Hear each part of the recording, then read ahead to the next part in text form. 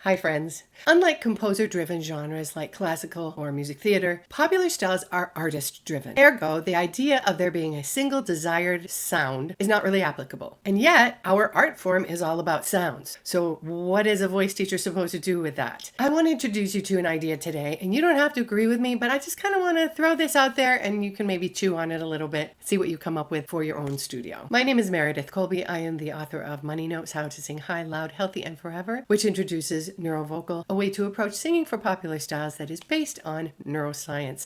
I'm also almost done with my second book, and I'm very excited about that. If you'd like more information about getting coaching one-on-one or joining a professional training class, please visit my website, neurovocal.com. When I work with a singer, I try to ascertain as quickly as possible sort of how they skew and or how they would like to skew in the way that they use their voice. Now, this is an initial overarching impression at the very beginning, so I try not to stay really attached to it. But at the very least, it will help me get started with this singer. So let's assume that every singer that you see who is coming to you to sing some kind of popular style has preferences for music. And they have particular ways that they hear and reproduce the sounds that they themselves would like to sing. So for instance, a person who grew up singing in a Southern Baptist church is going to hear and reproduce sounds differently than someone who grew up sitting in the backseat listening to their mom sing along with Fleetwood Mac. Those influences, along with all the other things they might have gathered along the way, are going to influence the way that they sing and the way that they want to sing. So with that in mind, I'm going to share with you that overarching thing where I hear singers sort of skewing one of three ways. I call those three ways M1 dominant singers, M2 dominant singers, and then the singers who want it all. An example of an M1 dominant singer would be all baritones.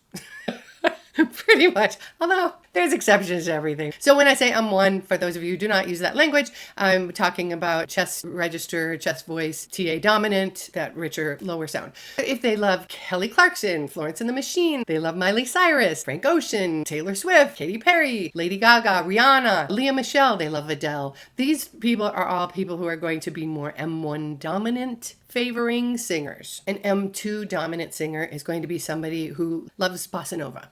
Oh, have you heard Laufey yet? If you haven't, she's from Iceland and she sings bossa. Go figure.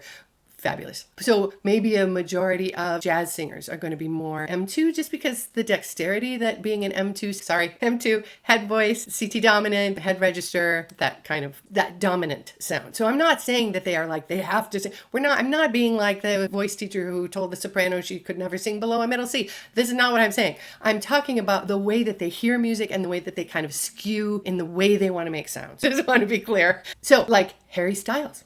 M2 dominant. Sam Smith, Phoebe Bridgers. I'm looking at my list. Billie Eilish, Regina Spektor, Ariana Grande for sure. Charlie Puth is more of an M2 dominant person. Michael Jackson used to be in Prince. Ellie Goulding. I also heard a new singer with a great name. I think her name is Biba Doobie.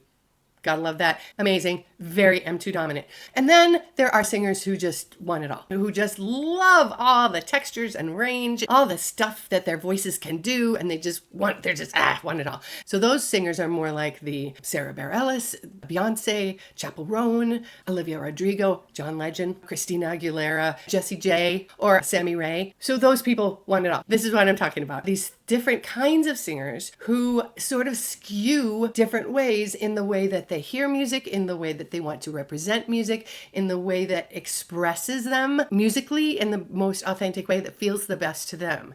And so this is one of my concerns, my friends, my good friends, my colleagues. I get concerned when we, voice professionals, have an idea of how popular styles should sound based on whatever our thing is. And then our client comes to us and we then kind of mess them up, basically. I mean, not to put too fine a point on it, but we don't listen to what their experience is and what they want. And instead we go, here's what good singing is. And then we try to help. I mean, with the best of intentions. Okay. I'm not saying that we're trying to be mean or do anything bad. I'm just saying sometimes we get attached to ideas. And then sometimes rather than really trying to understand who this musician is standing in front of us, we just immediately go, I know what's best. And we have kind of the curse of the expert. So if you have a client who has come to you and said, I'm a band singer, I'm a singer-songwriter, I want to sing popular styles, or I have goals to do those things, before you decide what is is good singing, will you please listen to them? And you know what? It might take a few lessons. It might not happen on the first day.